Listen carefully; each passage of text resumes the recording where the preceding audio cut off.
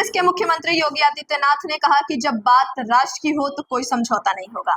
मेरी सोच हमेशा स्पष्ट रही है, हम देश को कमजोर बनाने वाली ताकतों के सामने झुकेंगे नहीं। अयोध्या में राम मंदिर का निर्माण सिर्फ एक शुरुआत थी। हमें अपने धर्म, संस्कृति और राष्ट्र की रक्षा के लिए हर कदम उठाना होगा। कांग्रेस जैसी पार्टियों ने सदियों से हमारी आस्था का अपमान किया है और अब समय आ गया है कि हम इसे हमेशा के लिए खत्म करें। देश को मजबूत और सुरक्षित बनाने के लिए कठोर फैसले जरूरी हैं। मैं वो फैसला लेने से पीछे नहीं हटूंगा। जो हमारी धर्म संस्कृति के खिलाफ है उसे सहन नहीं किया जाएगा। ये भारत है, यहाँ भारत और भारत की संस्कृति का ही सम्मान होगा। इसी के साथ ही योगी आदित्यनाथ ने और क्या कुछ कहा, जानेंगे। नमस्कार, मेरा नाम है निधि। आप देख रहे हैं जन दर्पण, सत्ता का खेल, गणित की नजर, सत्ता गणित। रविवार को उत्तर प्रदेश के मुख्यमंत्री योगी आदित्यनाथ ने हरियाणा के जींद, सोनीपत और करनाल में भारतीय जनता पार्टी के समर्थन में जनसभा को संबोधित किया। इन सभा में उन्होंने कांग्रेस पार्टी को लेकर कई तीखे बयान दिए। योगी आदित्यनाथ ने कांग्रेस की तुलना अयोध्या के बाबरी ढांचे से की, यह कहते हुए कि जिस तरह बाबरी ढांचा गिराया गया था उसी तरह कांग्रेस पार्टी का भी ढांचा गिर चुका है। उनका कहना था कि राम भक्तों का नारा था, एक धक्का और दो, बाबरी को तोड़ दो, और उसी तरह कांग्रेस भी कमजोर हो गई है, टूटने के कगार पर है। योगी आदित्यनाथ ने अपने भाषण में 1984 के सिख दंगों का भी जिक्र किया, जिनके लिए उन्होंने सीधे तौर पर कांग्रेस को जिम्मेदार ठहराया। उन्होंने कहा कि उस समय कांग्रेस की सरकार थी और सिखों के साथ जो अन्याय हुआ उसकी जिम्मेदार कांग्रेस ही है। उन्होंने यह भी कहा कि कांग्रेस अब अपनी आखिरी सांसें गिन रही है और यदि इसे फिर से अवसर दिया गया तो यह समाज में नफरत और विभाजन की राजनीति करेगी। योगी आदित्यनाथ ने अपने भाषण में Congress, Bahujan Samaj party, Indian national लोक दल को एक ही थैली के चट्टे बट्टे बताया। उन्होंने आरोप लगाया कि ये सभी पार्टियां भ्रष्टाचार में लिप्त हैं और इनका एक ही एजेंडा है, बांटो और राज करो। उनका कहना था कि ये पार्टियां समाज को जाति, धर्म के आधार पर बांटकर राजनीतिक लाभ उठाने की कोशिश करती हैं। योगी आदित्यनाथ ने जनता से आग्रह किया कि वह ऐसी विभाजनकारी राजनीति से दूर रहें और एकजुट होकर देश के विकास के लिए काम करें। राहुल गांधी को लेकर योगी आदित्यनाथ ने कहा कि वे विदेश में जाकर भारत की छवि खराब करने का कोई भी मौका नहीं छोड़ते हैं। उन्होंने आरोप लगाया कि राहुल गांधी विदेशों में जाकर भारतीयों की बुराई करते हैं और जो व्यक्ति अपने देश का सम्मान नहीं कर सकता वो देश के विकास के लिए कैसे काम करेगा। योगी आदित्यनाथ ने कहा कि कांग्रेस पार्टी हमेशा से भारत के महान गुरुओं और संतों का अपमान किया है और इस पार्टी से देशभक्ति या आस्था की उम्मीद करना गलत है। राम मंदिर के मुद्दे पर योगी आदित्यनाथ ने कांग्रेस पर गंभीर आरोप लगाए।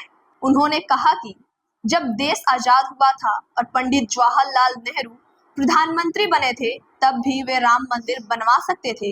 उस समय राम मंदिर को लेकर इतना विवाद नहीं था और कांग्रेस के पास इसे हल करने का पूरा मौका था, लेकिन कांग्रेस ने सेकुलरिज्म की आड़ में देश की सांस्कृतिक और धार्मिक मुद्दों को हल्के में ले लिया और इन्हें नजरअंदाज किया। उनका कहना था कि अगर कांग्रेस चाहती तो राम मंदिर का निर्माण बहुत पहले हो सकता था, लेकिन उसने ऐसा नहीं किया। योगी आदित्यनाथ ने कांग्रेस पर यह भी आरोप लगाया कि उसने विकास योजनाओं का नाम हमेशा से अपने नेताओं के नाम पर रखा, जबकि महर्षि वाल्मीकि, संत रविदास और डॉक्टर अंबेडकर जैसे महान लोगों का सम्मान करने में असफल रही। उन्होंने कहा कि कांग्रेस ने अपने पूर्वजों के नाम पर योजनाओं को, संस्थानों का नामकरण किया, लेकिन इन महान विभूतियों को वह स्थान नहीं दिया जिसके वे हकदार थे। योगी आदित्यनाथ ने जनता से कहा कि कांग्रेस जाति की राजनीति करती है और समाज को बांटने की कोशिश करती है, लेकिन अगर एकजुट रहेंगे तो कोई भी ताकत उन्हें कमजोर नहीं कर पाएगी। हरियाणा में भारतीय जनता पार्टी की सरकार के पिछले 10 वर्षों की तारीफ करते हुए योगी आदित्यनाथ ने कहा कि मुख्यमंत्री मनोहर लाल खट्टर और नायब सिंह सैनी के नेतृत्व में प्रदेश में बिना किसी भेदभाव के विकास हुआ है।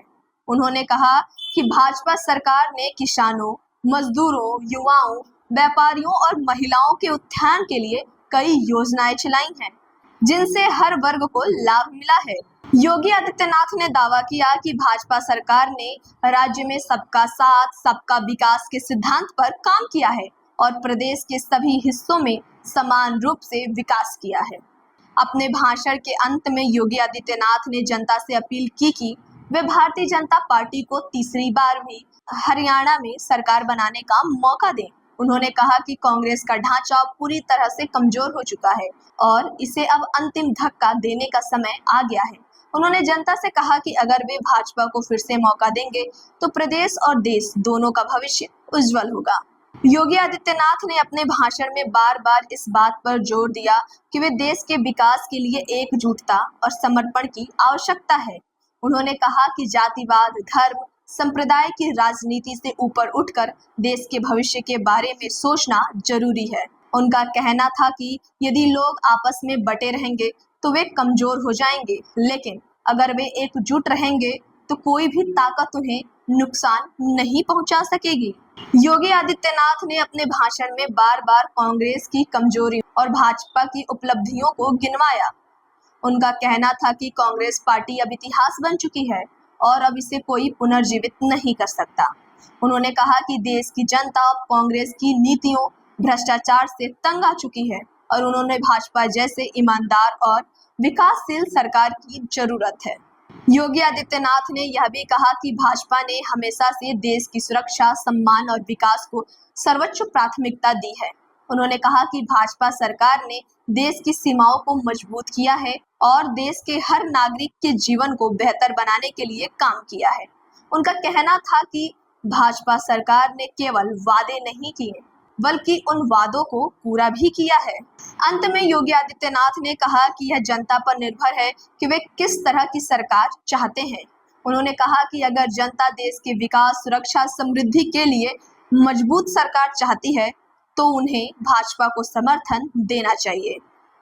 उन्होंने कहा कि कांग्रेस अब एक बीती हुई बात है और भाजपा ही देश को एक बेहतर भविष्य दे सकती है।